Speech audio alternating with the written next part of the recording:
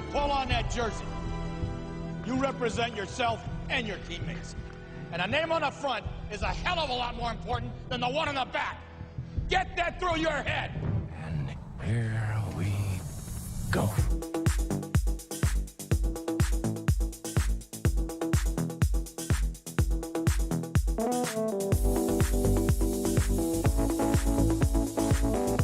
And it is no good. He missed it. Are you kidding me? The season can't end like that.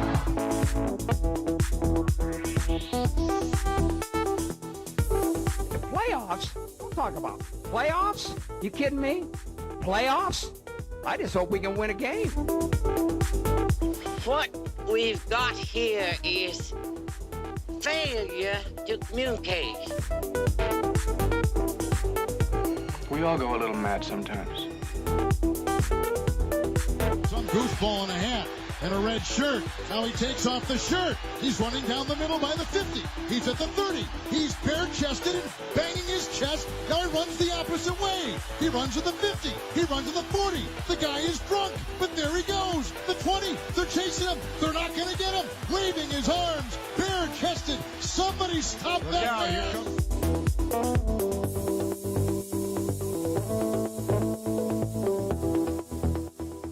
Welcome to another edition of NETMA. We are glad you could join us for another edition of the program. I am your host, Tyler Falk. Glad you could join us here on this Thursday evening.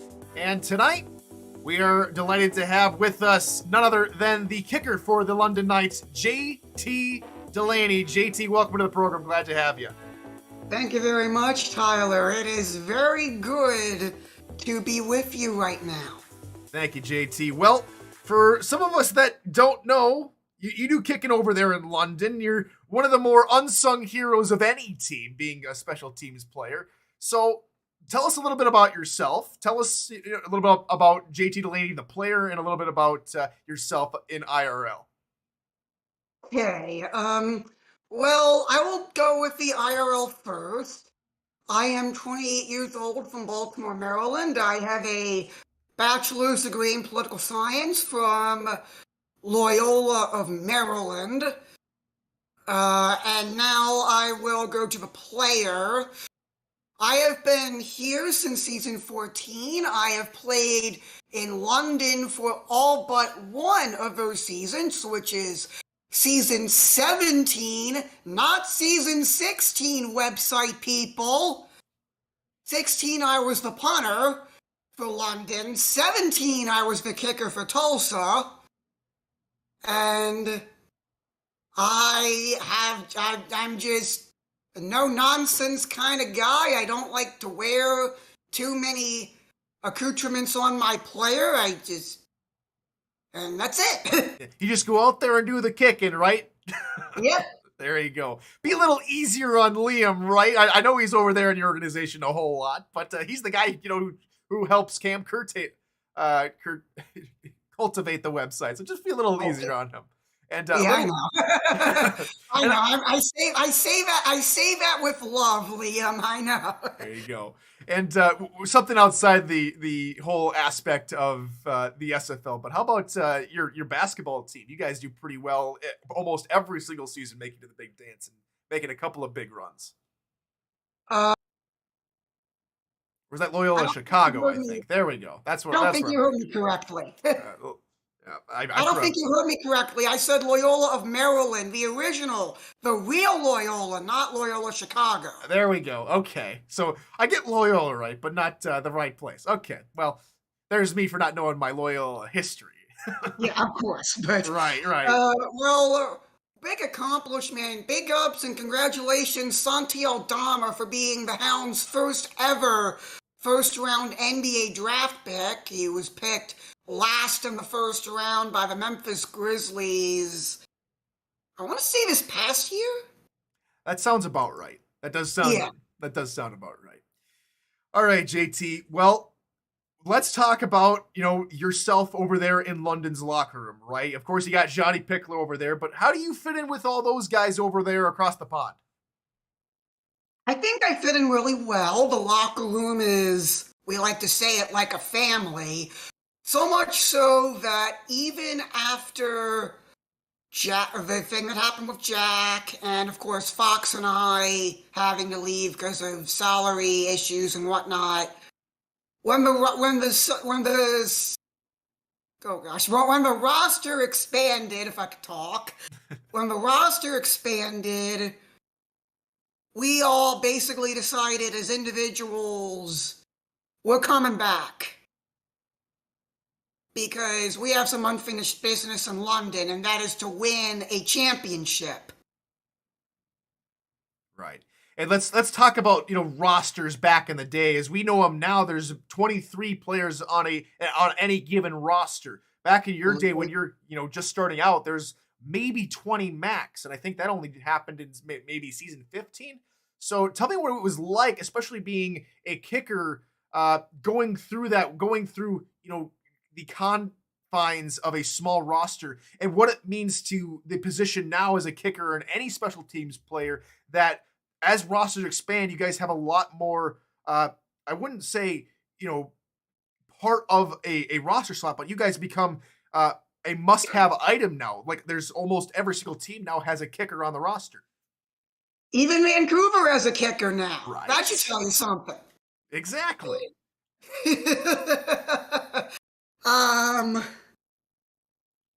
I think with the development of this league, Kramer Jackman, first of all, I have to thank a lot of people. Kramer Jackman, Shark, etc., all the greats that have come before, paving the way for the rest of us to light up teams nowadays. And I would like to... I'd like to say that London actually told me that they wish they had a kicker last year.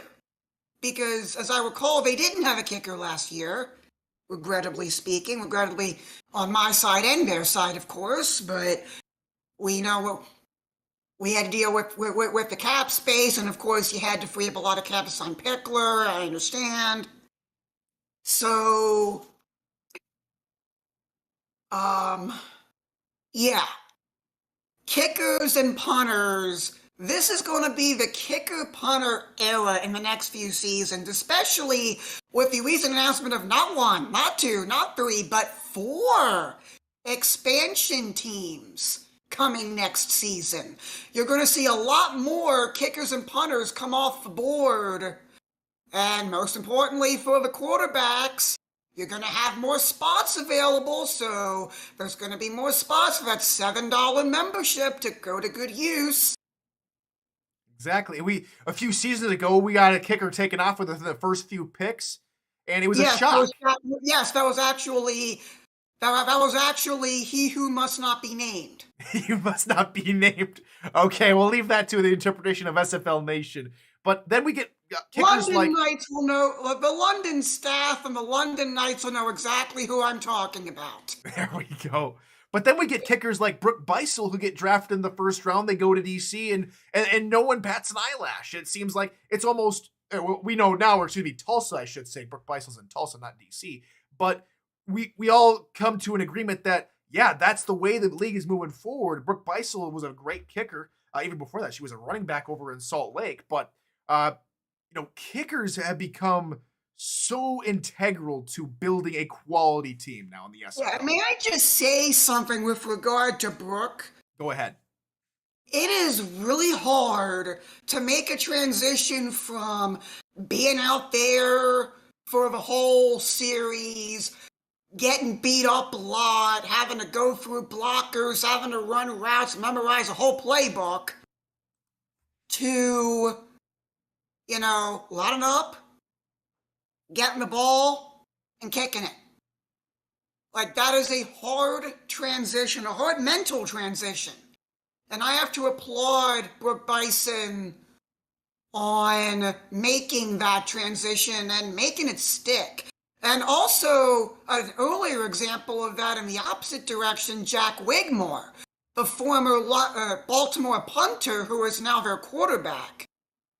He had to go from, going out there on fourth down, punting the ball, to being the leader of the Baltimore Vultures offense. And that is an incredibly hard thing to do. So big ups to Jack, by the way, the head scout of Boise in the first SFLM season. Shout out to Jack Wigmore. Here we go. And just like that, he's helping turn Baltimore into, it already won one championship, looking to add number 2 in a row this season. So, and that's coming from, back to your kicker point there and making that transition. You yourself are 23-23 this season, working on a career best. You just passed a couple of other all-time greats to get to 17th all-time this past weekend. So you're not doing too bad yourself.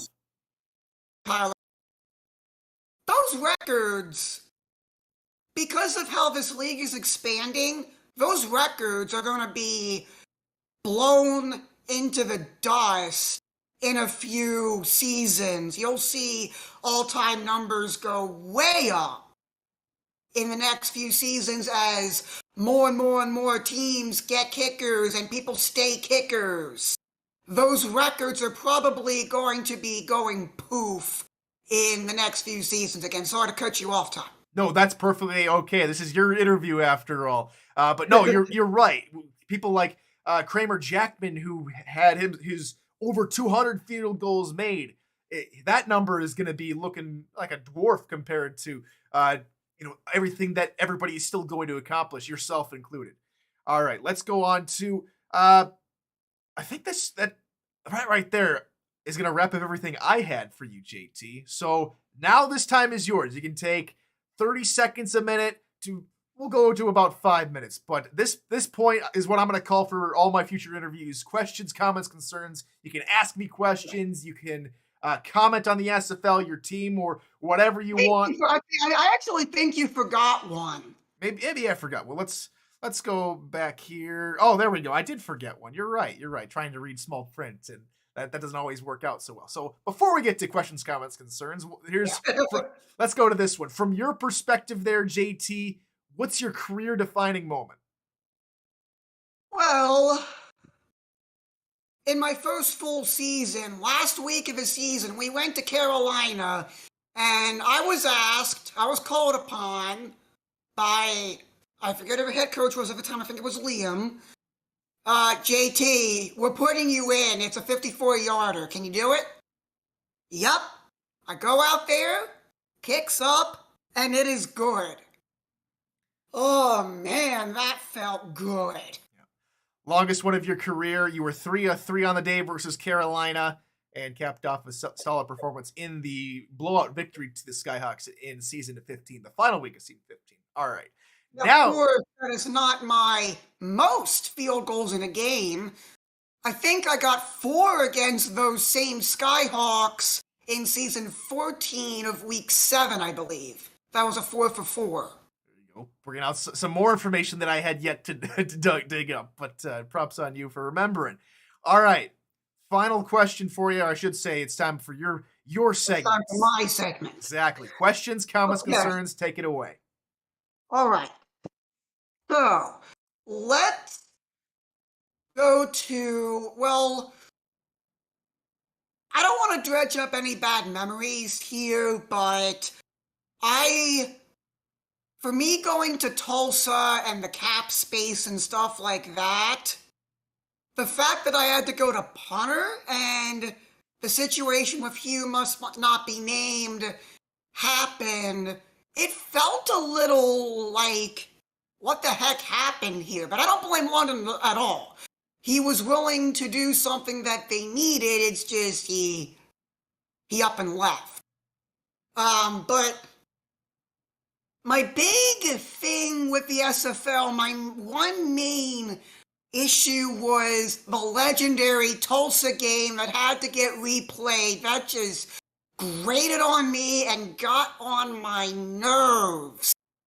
Like, I know, it's a rare occurrence. The first time it's ever happened in the history of the league. And the league's been going for, 17, 18 seasons. First time it ever happened. Okay, that is... And it's like the Tulsa locker room was a dumpster fire after that game, and honestly, rightfully so. because I think we had a win taken away from us, and we had so few wins that... so few wins. I'll just leave it at that. So few wins. And I'm really glad to be home, where I feel at home, and where I want to win a championship here. I have unfinished business in London. Jack has unfinished business. Foxy has unfinished business here. We got to win a championship here. And we got a bye week coming up this week. And then we got 2 games, one against the Queen City and the other one in the second edition of the Capital City Classic against the DC Dragons. You can use that, by the way. Capital City Classic. There we go. And we got 2 big games. I think both of those are must-wins, especially the Queen City game. But at this point, all we have to do, I think, is take care of our own business. And I think we're in. And that is the use of my time. There we go. And like you said, that Capital City Clash there in Week 14 might not... Capital City Classic. Classic. Okay, not Clash. Okay, there we go. Capital City Classic. Okay, so that Classic might just be for if things go your way, if you guys take down Queen City. That might be for a for sure playoff spot if things go London's way. So JT, thanks for joining us. Any final words tonight? I have a couple of final words. First of all, I wish Chad very good luck in his bid for expansion. And second of all, I don't know if I ever did this publicly, but it's time. Congrats to my old buddy from Tulsa, Justin Reside, for becoming the GM of the Las Vegas Fury.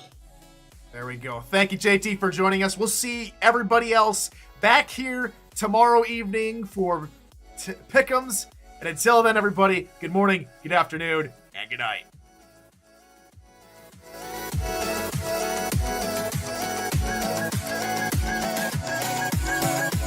That was easy.